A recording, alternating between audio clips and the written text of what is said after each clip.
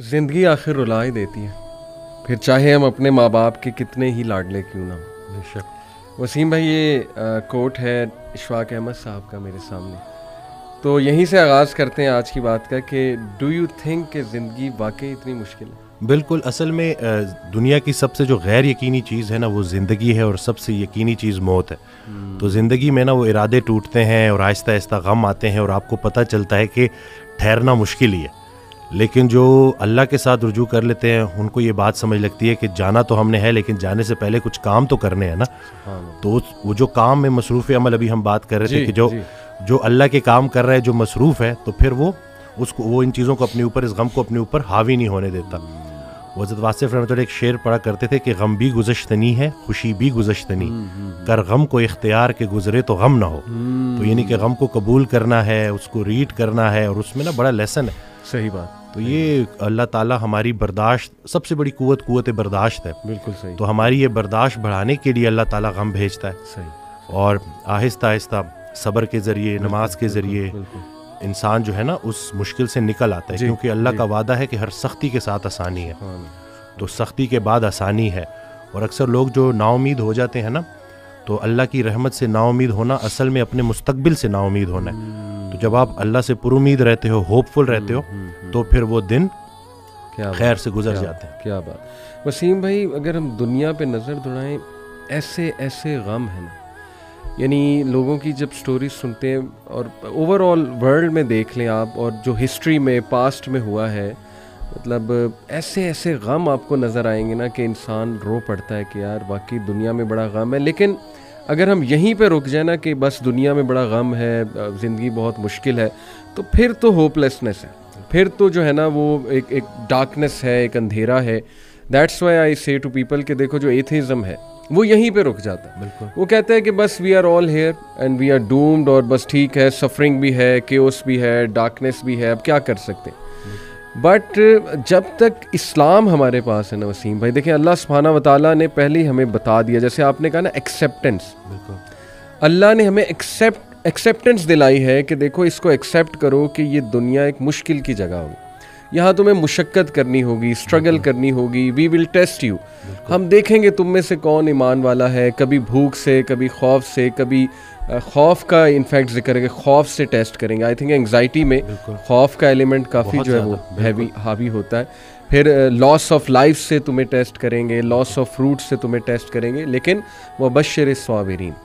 اور دیکھیں اللہ نے پورا طریقہ بتایا ہے کہ دیکھو نا امید نہیں ہونا ہے، اگر یہ پرابلمز آ جاتے ہیں تو پھر اللہ طریقہ بھی بتا رہا ہے کہ تم نے ہوپ کیسے پکڑنا ہے۔ جیسے آپ نے کہا کہ نماز ہے، پھر صبر ہے، تو how amazing is the philosophy of our religion. بالکل، سبحان اللہ۔ اور جو ایتھیسٹ سے جو نہ ماننے والا ہے، وہ میں اس کو یہی بولوں گا کہ وہ بیچارہ اللہ کی نعمتیں بھی استعمال کرتا ہے اور اللہ کو مانتا بھی نہیں ہے۔ سبحان، ٹھیک ہے نا۔ تو تحقیق جو ہے نا وہ آپ کو بعد میں وہاں پہ پہنچائے گی جہاں تسلیم پہنچائے گی آپ کو پہلے۔ تو جو سرنڈر کرنا ہے نا، یہی سب کچھ ہم نے کرنا ہے۔ ایک آڈیو میں وہ بیان کر رہے تھے حضرت، تو انہوں نے کہا کہ پورا سرنڈر کرنا ہے۔ تو جواب آیا کہ حضرت اتنی کمزور صلاحیتوں کے ساتھ پورا سرنڈر کیسے کروں؟ تو انہوں نے کہا کہ تم پورا سرنڈر کرو، تمہاری صلاحیتیں بھی پوری ہو جائیں گی۔ سبحان اللہ۔ تو یہ ہے کہ جب آپ پورا سرنڈر کرتے ہو نا، یہ جو اپنی کارسازی نکالو گے تو کارساز کی کارسازی سمجھ آئے گی نا۔ تو یہ جو اللہ ہے نا، یہ ہمارے ارادوں کو توڑتا ہے، اور نہیں آتی کوئی پریشانی اس وقت تک جب تک وہ بڑی پریشانی کو ٹالنے نہ آئی ہو۔ وہ ایک واقعہ سناتے تھے کہ ایک بندہ ایک اللہ والے کے پاس جاتا ہے اور کہتا ہے کہ میرا مکان نہیں بک رہا، تو دعا کریں۔ تو انہوں نے کہا کہ نہیں، تمہارا مکان نہیں بکے گا، جاؤ۔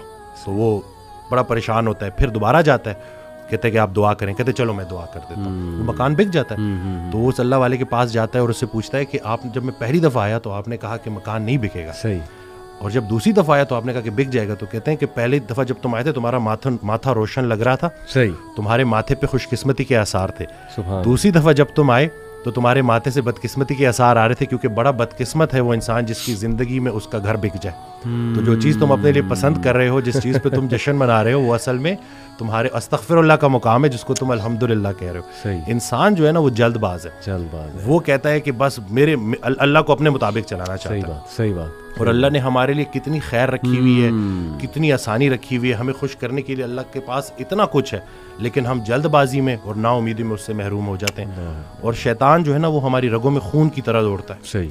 تو اس کا طریقہ واردات ہے ہی یہ وسوسہ دینا. وسوسہ جو ہے نا وہ ایمان کی نفی ہے, اور یقین جو ہے نا وہ وسوسے کو نفی کرتا ہے. کیا بات. تو ہم نے یقین کو پختہ کرنا ہے. یقین نور ہے, شک اندھیرا ہے. تو اسی طرح سے یہ وسوسے کے اوپر سوال کیا گیا, تو حضرت کہتے ہیں کہ میرا اللہ پہ یقین بے گماں ہے جو علم بن گیا. تم بھی وہ یقین پیدا کر لو, تمہیں بھی علم مل جائے گا. زبردست. تو یہ جو شک ہے نا وسوسہ, یہ آج کل بڑا کامن ہے کہ یہ لوگ اسی وجہ سے نا اندھیروں میں ہیں. جی جی, تو شک کی وجہ سے. بالکل. اچھا, یہ آپ نے جو بات کی نا کہ انسان جلد باز ہے, اس میں مجھے قرآن کی ایک آیت بھی یاد آئی. اللہ سبحانہ و تعالیٰ نے انسان کی یہ نیچر بتائی ہے. سورہ معارج میں اللہ سبحانہ تعالیٰ کہتے ہیں کہ بے شک ہم نے انسان کو نگرڈلی اور اینکشیس پیدا کیا. بالکل. جلد باز ہے.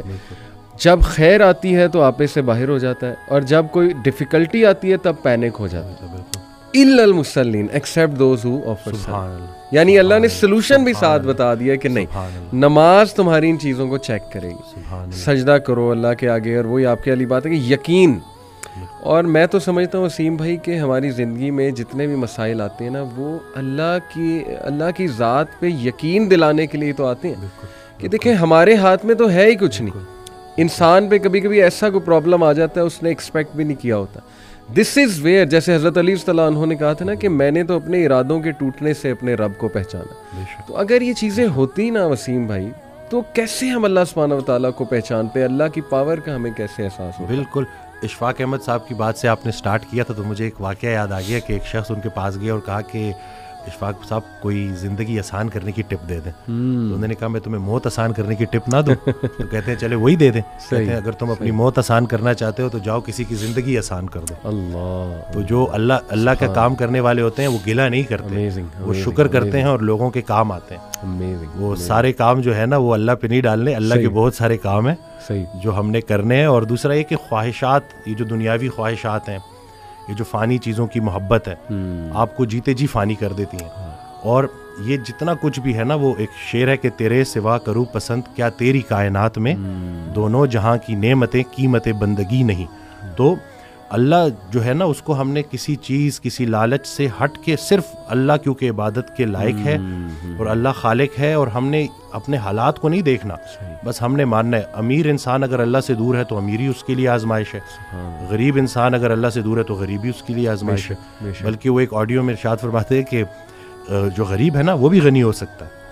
وہ غریب غنی ہے جس کی امیر کے مال پہ نظر نہیں ہے. تو اب وہ دیکھیں نا کہ کتنا آسان ہے ہمارے لیے نا.